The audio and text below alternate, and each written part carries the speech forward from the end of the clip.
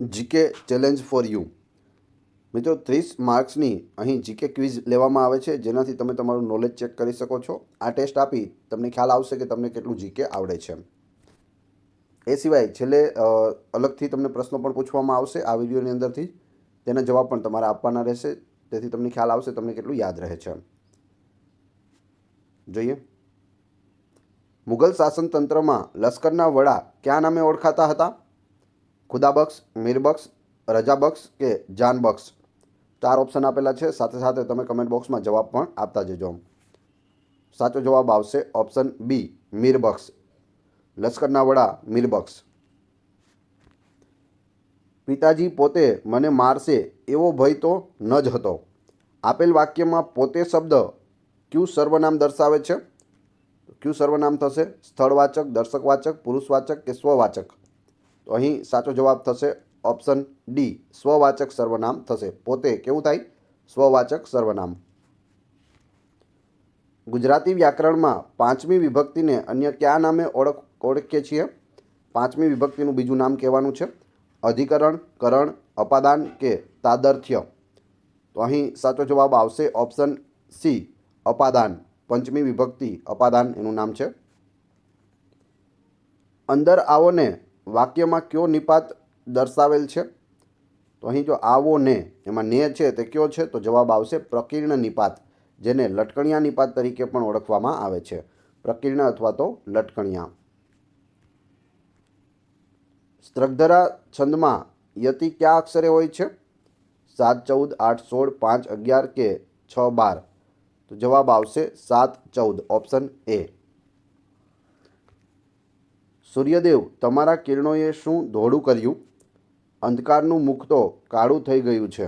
અલંકાર ઓળખાવો. કયો અલંકાર છે? વ્યતિરેક, વ્યાજસ્તુતિ, અન્યોક્તિ કે રૂપક? તો અહીં સાચો જવાબ આવશે વ્યાજસ્તુતિ, ઓપ્શન બી. તમે બધા ક્યાં જાઓ છો?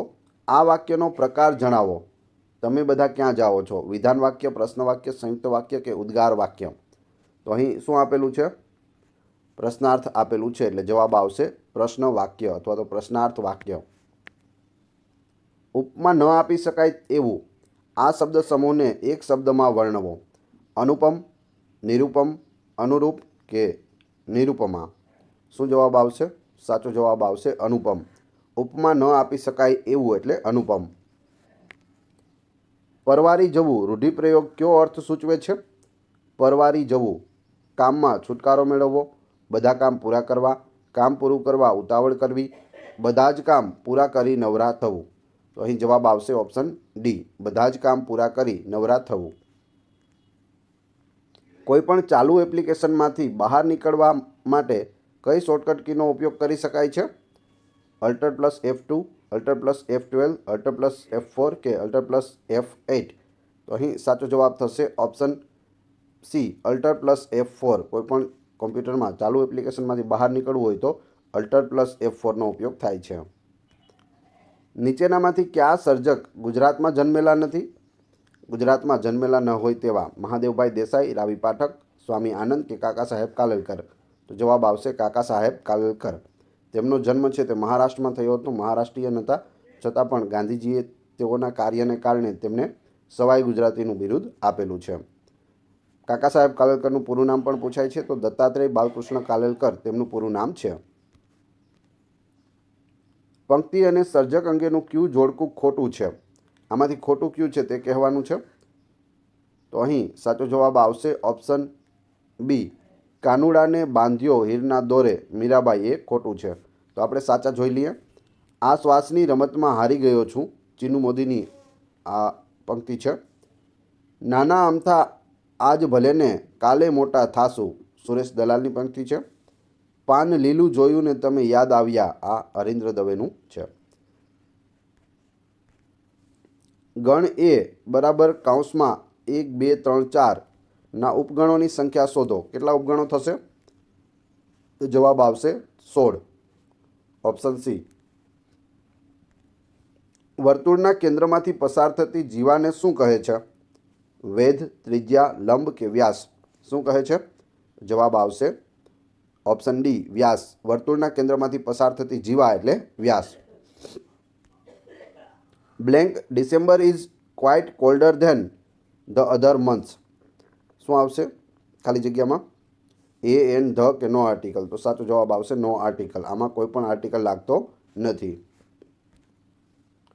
Choose opposite. સ્લેન્ડર. સ્લેન્ડરનું વિરોધી કહેવાનું છે. ડિપ્રેસિએશન, પ્રેઝ, મેલિગ્નિંગ કે ડિફામેશન? તો સાચો જવાબ આવશે ઓપ્શન બી, પ્રેઝ. સ્લેન્ડરનું શું થશે? પ્રેઝ થશે. Since blank have you been waiting for her? ખાલી જગ્યામાં શું આવશે? હાઉ અર, હાઉ મચ, હાઉ મેની કે હાઉ લોંગ? તો અહીં સાચો જવાબ આવશે option D, how long. Since how long have you been waiting for her? Blank I drop this glass it will break? શું આવશે જવાબ ખાલી જગ્યામાં? ઇફ, વેધર, એઝ કે બીકોઝ? તો જવાબ આવશે option A, if. Change the voice. Voice change કરવાનો છે. Do not laugh at a beggar. તો વોઇસ ચેન્જ કરતાં શું થશે? Let a beggar not be laughed at. Option A અહીં સાચો જવાબ થશે. The tea is blank hot for me to drink? Much, very, enough કે ટુ? તો જવાબ આવશે too. The tea is too hot for me to drink. What blank at 4 o'clock yesterday evening? શું આવશે જવાબ? Were you doing, are you doing, will you be doing કે did you doing? તો સાચો જવાબ આવશે were you doing. Would you mind blank the window? Close, closed, to close કે closing? શું આવશે જવાબ? સાચો જવાબ આવશે closing. Option D. Do you know under blank leadership we won freedom? Which, whose, whom કે હુ? શું આવશે? તો અહીં સાચો જવાબ આવશે whose. Do you know under whose leadership we won freedom? ગ્રામ પંચાયતમાં વહીવટી વડા કોણ હોય છે?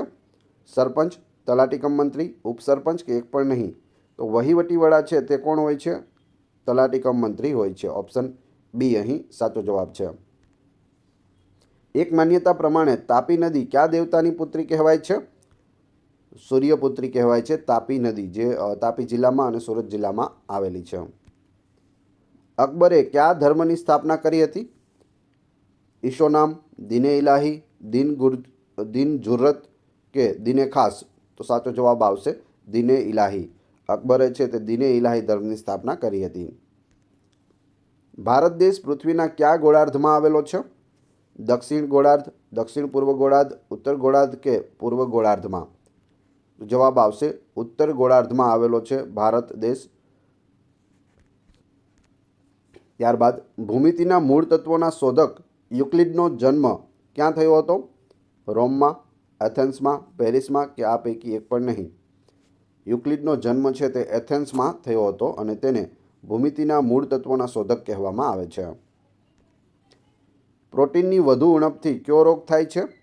મરાસમસ, પાંડુરોગ, ક્વોશિયોરકોર કે પેલાગ્રા? તો અહીં સાચો જવાબ આવશે ઓપ્શન સી, ક્વોશિયોરકોર રોગ છે તે પ્રોટીનની વધુ ઉણપથી થાય છે. તો મિત્રો 30 પ્રશ્નો છે, આમાંથી તમારા કેટલા જવાબ સાચા પડ્યા કમેન્ટ બોક્સમાં જણાવી દેજો. હવે તમારી ટેસ્ટ, જે આપણે વિડીયો જોયો તેમાંથી તમને પ્રશ્ન પૂછવામાં આવે છે, તુરંત તમને કેટલું યાદ રહે છે તે આનાથી ખ્યાલ આવશે. પ્રશ્ન 1, મુઘલ શાસન તંત્રમાં લશ્કરના વડા કયા નામે ઓળખાતા હતા? અને 2, ગ્રામ પંચાયતમાં વહીવટી વડા કોણ હોય છે? બંનેના જવાબ ક્રમશઃ કમેન્ટ બોક્સમાં આપી દેજો. આની પીડીએફ મેળવવા માટે તમે ટેલિગ્રામમાં જીકે વિથ એમ ચેનલની મુલાકાત લઈ શકો છો, જેની લિંક ડિસ્ક્રિપ્શનમાં પણ આપેલી છે. વિડીયો પસંદ આવ્યો હોય તો લાઇક, કોમેન્ટ, શેર અને સબસ્ક્રાઇબ કરવાનું ના ભૂલશો, જેથી આગળ પણ તમને સારા વિડીયો મળતા રહે. Thanks for watching my video.